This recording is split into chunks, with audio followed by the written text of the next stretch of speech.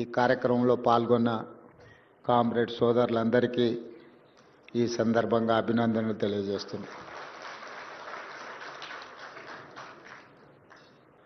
ప్రజల స్వేచ్ఛను హరించినప్పుడు, ప్రజల యొక్క హక్కులకు భంగం కలిగించినప్పుడు ప్రజలలో తిరుగుబాటు వస్తుంది, అది సాయుధ పోరాటంగా మారుతుంది అని చెప్పి రావి నారాయణ రెడ్డి గారు ఆనాడు నిరూపించారు.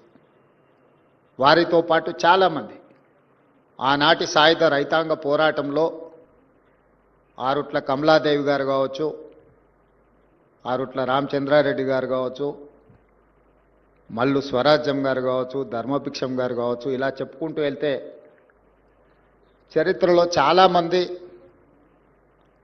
స్వేచ్ఛ కోసం, వెట్టి చాకిరి విముక్తి కోసం సర్వం త్యాగం చేసి ఆనాడు పోరాటం చేశారు.